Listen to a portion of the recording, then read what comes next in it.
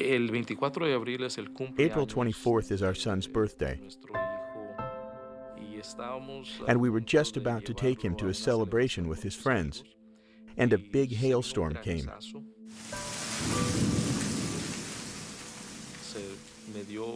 I decided to call the sheriff's office to see what was happening. The judge told me, "They are calling me from the area of Rosita Valley. The roofs are flying off the houses."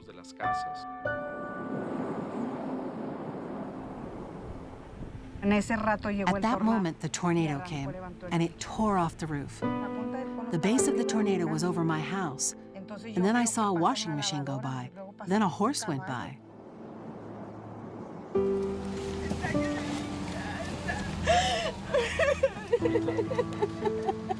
Look, we have a very serious problem over here. Yes, I know. Thank God you're all okay. No one is... We're fine. Okay. Okay, we'll be back soon, okay? Thank you. Well, it's hard to believe that more than 100 homes once stood in this area, where all that's left is rubble and traces of a storm that took Eagle Pass by surprise last night. They're blocking here, block it off over there unless people live over here or whatever que se pase. Okay. Pero la gente no lo está viniendo a ver. El destrozo que existía. The destruction was something I never experienced. It was the first time that we'd had a tornado here in Maverick County. Really, it was a complete surprise. It was just mass destruction everywhere. It wasn't a matter of I lost this or I lost that. It was a matter of I lost everything. It's important to follow the instructions of local health leaders, of local emergency leaders on when we can return to our homes so we can protect our health. When things like a tornado happen, people have to be very careful because there could be loose electrical wires, there could be broken gas pipes, there could be loose boards with nails which can hurt you. When something happens so suddenly, it's difficult. And I know that people are still traumatized. If there's no prevention, there's no education for people on what to do during an emergency.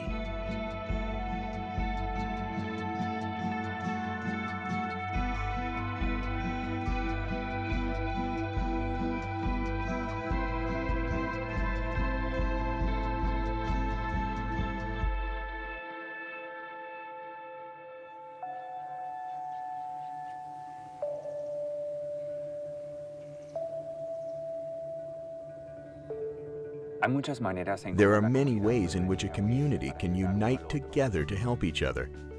Recovery will not be something easy. It's a gradual process.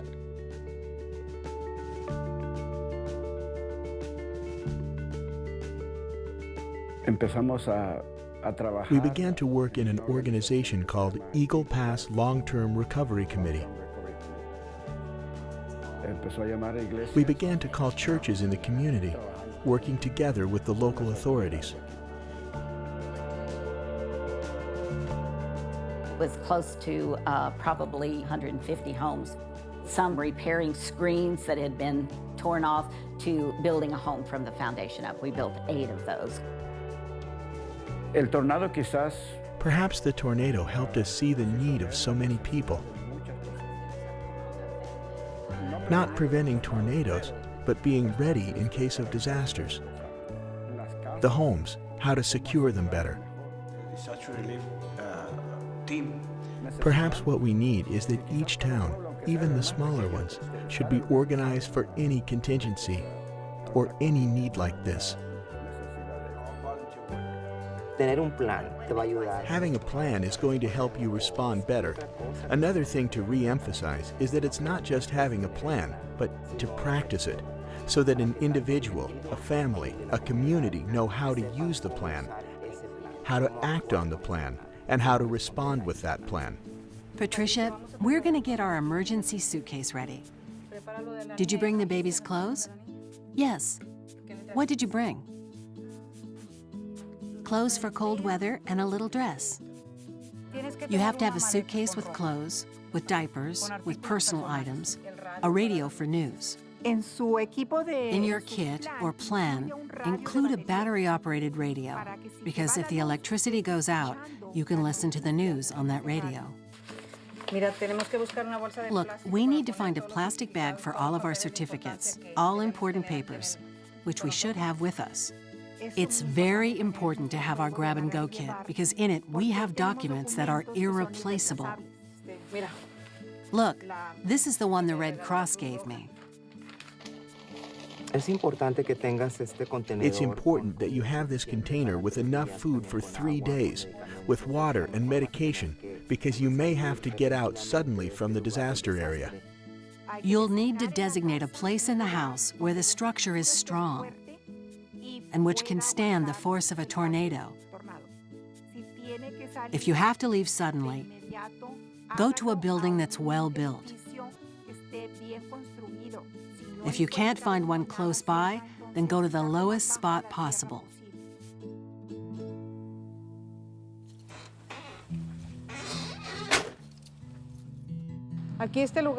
This place is called the Nick Carr Center. It's an emergency shelter. I'm trying to start an informational program for the community. For example, to prepare for an emergency, like the tornado that happened. Recently, we had floods 2 weeks ago. We must help ourselves to survive in emergencies.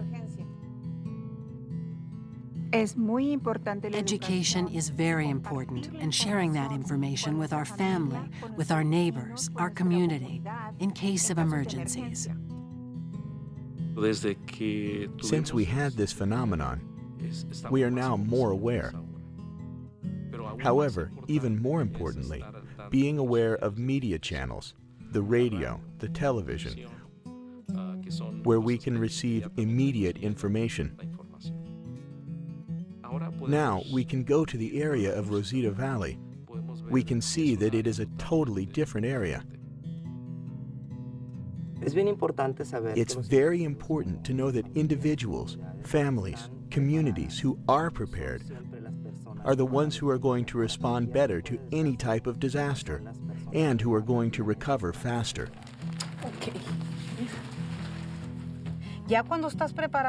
When you're prepared, you're aware of what can happen, and you can come out ahead much sooner.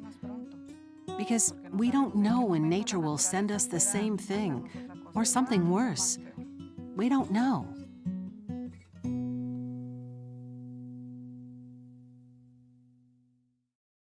When a disaster catches people in a community by surprise, like the tornado did in Eagle Pass, it's too late to start making a plan. Whether it's a tornado, flood, hurricane, or man-made disaster, we must be ready to respond and recover from a major catastrophe. That's why it's important to have a plan, to have essential items needed to live through a disaster, and to know how you'll get credible information during a crisis. Make a plan at texasprepares.org. You can also contact emergency management organizations to find out more about the plans available in your area. Planning ahead can save your life.